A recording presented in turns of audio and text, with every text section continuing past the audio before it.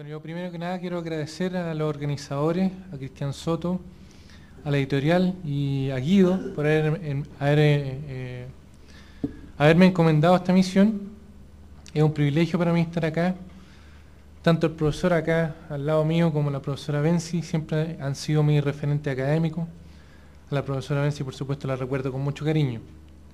Y estas cosas no las digo para tirar flores, sino porque realmente las siento y creo que es sincero que lo diga.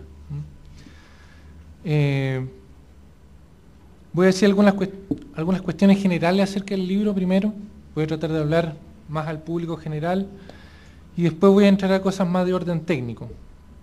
Me alegra de verdad el lanzamiento de este libro porque refleja una investigación rigurosa y sistemática.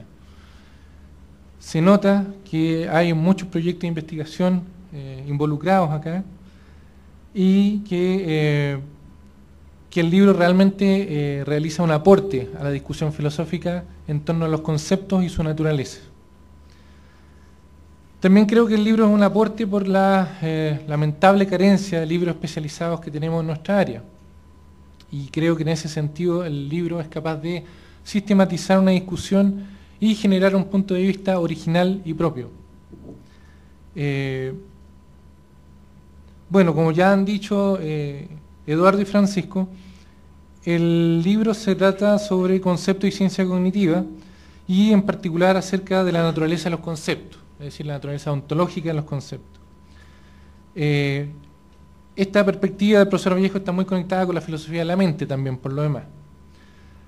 Ahora, después de yo haber examinado los contenidos del libro y de haber leído acuciosamente todos los puntos, los capítulos y los 3 apéndices, me llamó la atención el título. Yo lo hubiera bautizado como ontología, concepto y ciencia cognitiva, especialmente por la importancia que le atribuye al examen ontológico de los conceptos. Claro que esto ya lo discutimos ayer, así que no creo que vaya a ser necesario que se refiera a eso. Porque aquí el énfasis ontológico está puesto en la explicación, más que en una ontología de carácter general. Aún así pienso que hay una especie de temor y tal vez prejuicio que nosotros tenemos y que se manifiestan en ciertos, tal vez, no sé, prejuicios con respecto a que la ontología necesariamente tiene que ser continental. Tal vez es eso. El libro a mí me parece bastante claro, es sistemático y ordenado, y sobre todo voy a enfatizar mucho los aspectos metodológicos. Explica bastante bien cómo surgen teorías acerca de los conceptos en ciencia cognitiva. Y cómo algunas de estas teorías, por ejemplo, se fundamentan fuertemente en evidencia empírica, particularmente aquellas que surgen desde el ámbito propio de la ciencia cognitiva y no tanto de la filosofía. Hay otro grupo de teorías que, sin embargo, se centran más en nuestra forma de acceder al conocimiento, porque hay una relación interesante entre concepto y conocimiento. Y este grupo de teorías estaría mucho más relacionado con la filosofía. Y por último existe un tercer grupo, que sería el grupo propiamente tal de la filosofía, que establece fundamentos abstractos acerca de la naturaleza de los conceptos. Ahora, ¿por qué estas teorías serían netamente filosóficas? Porque aludirían a ciertas propiedades constitutivas de los conceptos. Y esto es algo sobre el cual insiste bastante el profesor Vallejo. Esto caracteriza a aquellas propiedades que permiten individuar conceptos. ¿Y por qué? Bueno, pero ¿por qué la filosofía juega un rol tan especial aquí? Es porque se alude a argumentos de corte trascendental y a priori, es decir, sin el concurso de la experiencia. Y como ya han dicho acá Francisco y Eduardo, en el caso de las teorías de conceptos, existe, dentro de la ciencia cognitiva existe la tendencia tal vez a enfatizar demasiado el rol de la experiencia y tal vez de la evidencia obtenida a partir de la experiencia. O tal vez, a través de los métodos por los cuales se obtiene evidencia empírica, métodos confiables. y se tiende a desdeñar argumentos trascendentales acerca de los conceptos, de su naturaleza. Ahora, ¿por qué también es importante el estudio de los conceptos desde el punto de vista ontológico, ya, de los argumentos trascendentales? Porque los conceptos están absolutamente relacionados, y eso lo destaca muchas veces el profesor Vallejo a través del libro, están relacionados con nuestro comportamiento inteligente. Es decir, los conceptos desempeñan un rol fundamental en cómo nosotros lidiamos con el mundo.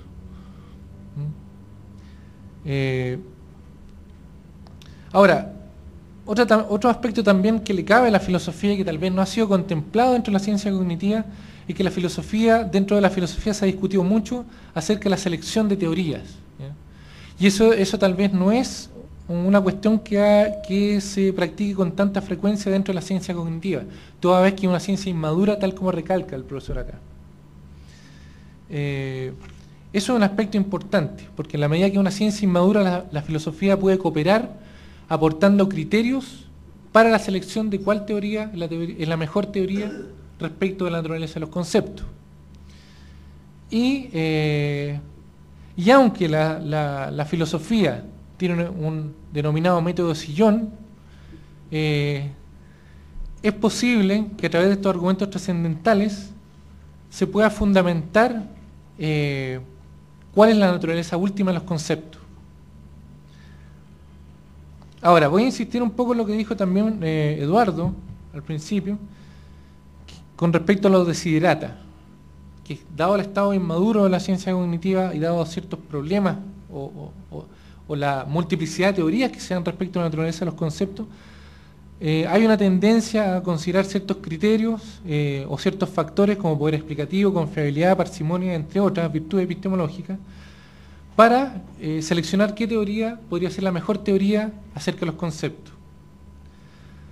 Sin embargo, el profesor Vallejo acá sostiene, y a mí me parece que es un buen argumento, que los argumentos ontológicos, es decir, nacidos desde las consideraciones acerca de las propiedades constitutivas de los conceptos, son más fundamentales para individuar estas propiedades.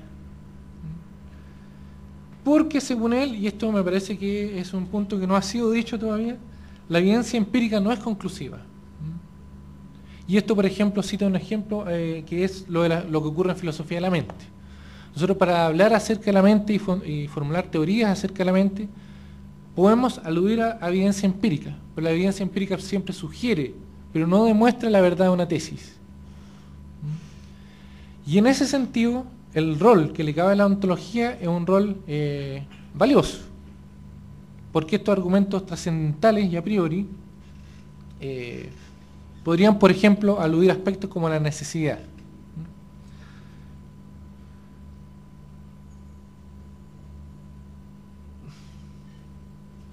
Ahora, otro aspecto también que quiero enfatizar es que las evaluaciones pragmáticas, por ejemplo, con respecto a los desiderata para seleccionar teorías, son insuficientes porque la ontología y el análisis ontológico que se puede efectuar es más eficiente para captar y para individuar las propiedades esenciales de los conceptos. Ahora, ¿por qué se preguntarán ustedes? Porque esas propiedades son de carácter universal. Entonces, el análisis pragmático que se puede hacer respecto a la selección de teorías en ciencia cognitiva no necesariamente capta este carácter universal de los conceptos. La ontología, entonces, aludiría a supuestos más básicos y universales acerca de qué son los conceptos.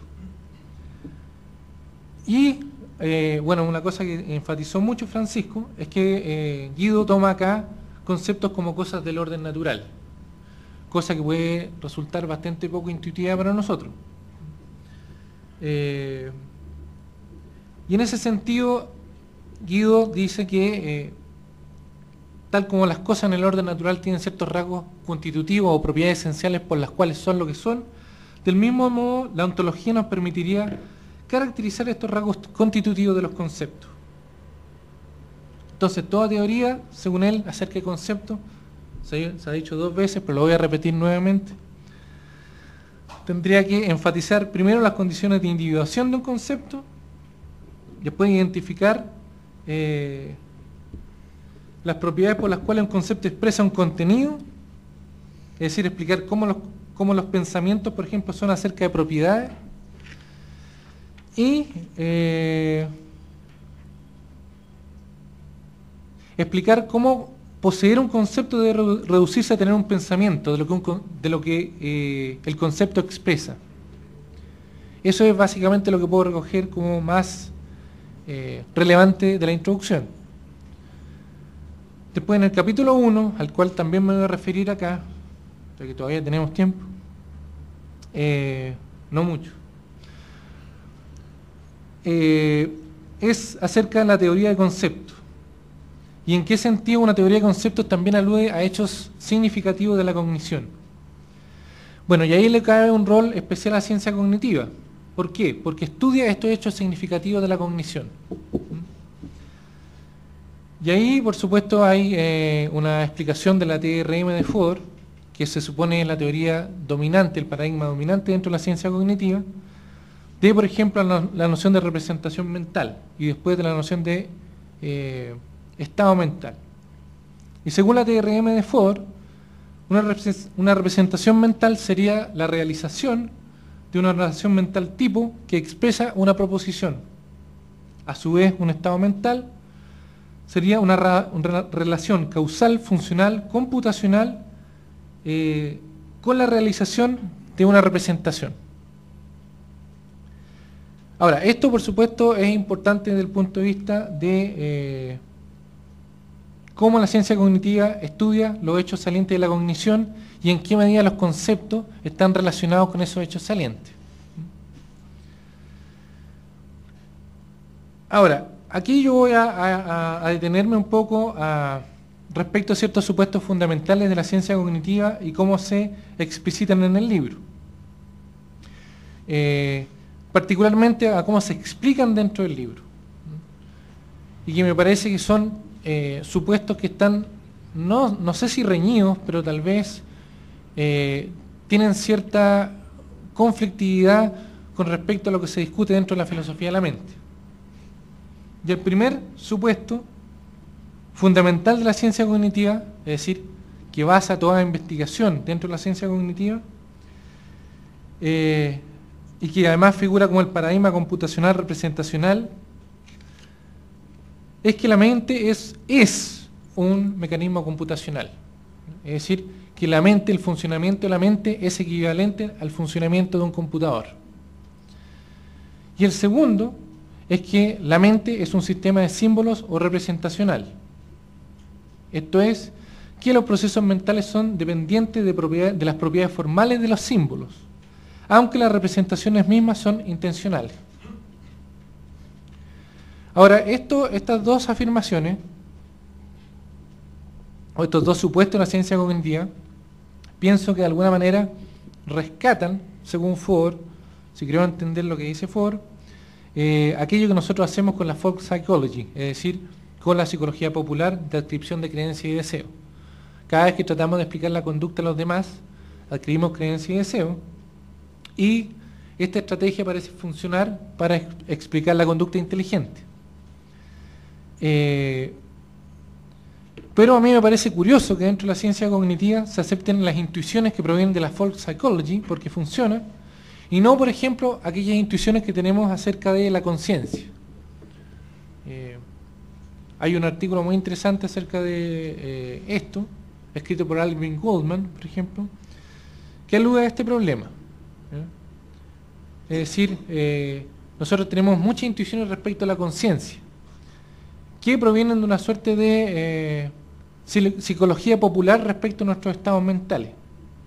Ahora, ¿cómo podemos compatibilizar eso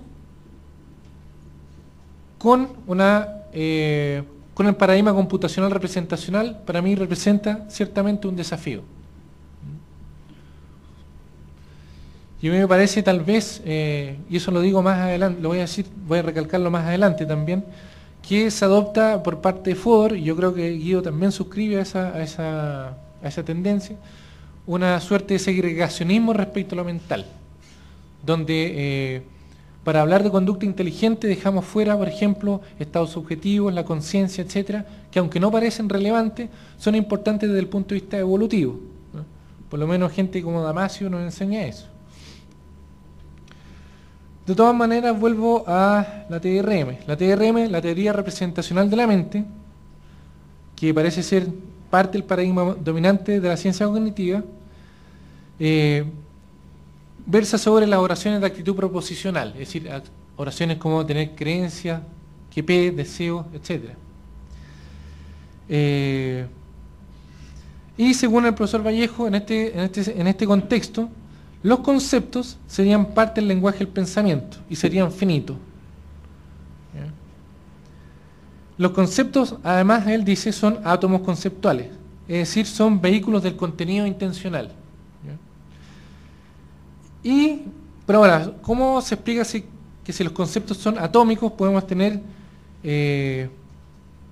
múltiples representaciones mentales y múltiples estados mentales? Y también podemos tener conceptos complejos, o por lo menos que consideramos complejos. Según él, estos átomos conceptuales se recombinan mediante ciertas reglas. Y lo dice acá claramente, lo especifica. Esto está en la página 67. La práctica de la ciencia cognitiva opera sobre la base de que las representaciones mentales tienen sus contenidos esencialmente. Por lo tanto, la formulación de las condiciones suficientes y o necesarias cuya satisfacción haga posible la individuación de las propiedades semánticas genéricas de las representaciones mentales, incluidos los conceptos, porque son representaciones según él, es objeto de la metafísica y no de la ciencia cognitiva. Ahora, esta idea me parece muy interesante y me parece que es realmente un aporte y una cosa novedosa. ¿Por qué? Porque delimita el campo de acción de la filosofía con respecto a la ciencia cognitiva. Como dijo Eduardo, él habla de hacer filosofía de la ciencia cognitiva. Y eso, por ejemplo, es reflejado en esta cita que he leído acá. Ahora,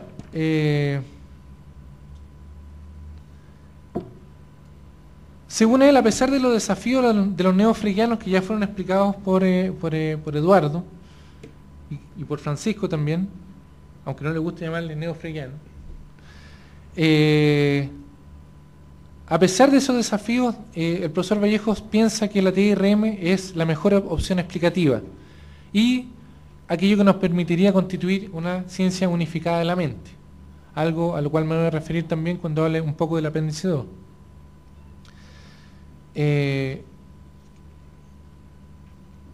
Ahora, cuando se refiere a cómo se individúan los conceptos, él adopta una tesis en contra del holismo, de una suerte de holismo conceptual. ¿En qué sentido? Según él, dice que la individuación de conceptos no ocurre por roles inferenciales y por ciertas propiedades epistémicas que uno le puede atribuir, constituyentes de un concepto, por ejemplo, los conceptos complejos, es decir, que parecen aludir a otros conceptos. Sin embargo, aquí yo tengo una duda, porque esto funciona bastante bien con respecto a los conceptos que aluden a propiedades naturales o a clases naturales. Por ejemplo, el concepto agua, el concepto perro, que cita varias veces. Perro, por ejemplo, el concepto perro expresa la propiedad perro. Pero existen otros conceptos mucho más complejos, a mi modo de ver las cosas, ¿no? Como por ejemplo el concepto de alopecia. ¿En qué sentido? En la medida que individuar un concepto como alopecia, no sé cómo, uno no podría relacionarlo con otros conceptos, como el concepto pelo, por ejemplo. Y ahí me parece que hay un problema con respecto al atomismo conceptual, que me parece que Eduardo ya lo había señalado, o por lo menos lo mencionó. Es que, por ejemplo, si uno considera que los conceptos son formas, que es lo que supone el atomismo conceptual de Jerry Ford, esto en realidad no dice mucho, y no dice cómo se relacionan unos conceptos con otros, sobre todo aquellos que no hablan de propiedades naturales. Toda vez que un concepto complejo que expresa una propiedad, de alguna manera alude a otros conceptos que expresan otras propiedades que son constitutivas de ese concepto, el concepto complejo. Y eso me parece, por ejemplo, una dificultad que tendría el atomismo conceptual.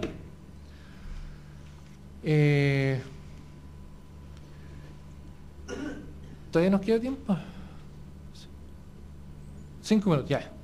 Ahora, también me voy a referir un poco con respecto al segundo apéndice, que trata con respecto a lo mental, la selección de teorías sobre bases pragmáticas y programáticas, y la plausibilidad del paradigma hegemónico de la ciencia cognitiva. Se refiere el apéndice en particular al libro Mindware de Andy Clark, que parece señalar algunas falencias y frustraciones respecto del paradigma computacional representacional hegemónico en ciencia cognitiva.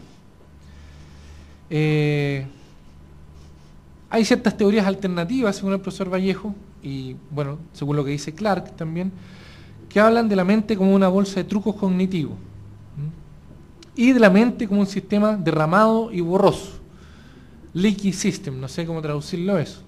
Supongo que derramado será una buena traducción. Por lo tanto, la mente, así le dijeron ya, por lo tanto la mente tiende a confundirse con otros sistemas.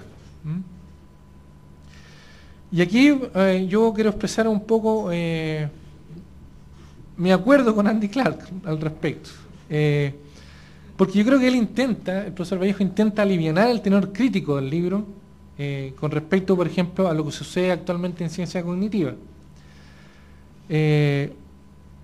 Yo creo que a pesar de que Guido acertadamente diagnostica que lo de Clark es un esquema teórico en vez de una teoría y que se apoya por desiderata, no logra contrarrestar la perspicacia del análisis de Clark con respecto a la naturaleza de lo mental, y que ciertamente refleja la preocupación de muchos filósofos de la mente.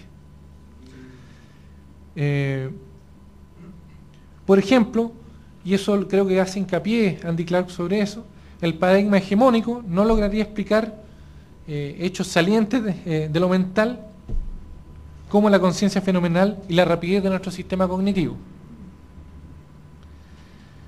Y esto, yo creo, a mi modo de ver, aludiría a una suerte de propiedad esencial de la mente, ¿ya? Esto de ser derramada y borrosa. Mi suerte de diagnóstico es que lo que está haciendo Andy Clark es que está aludiendo a que el paradigma hegemónico, a pesar de que ha tenido muchos aciertos, presenta una serie de anomalías, ¿ya? Y que esto, por ejemplo, de hablar de bolsa de truco que constituyen la mente, podría ser una manera de nombrar estas anomalías. Anomalías que no logran ser explicadas por el paradigma dominante.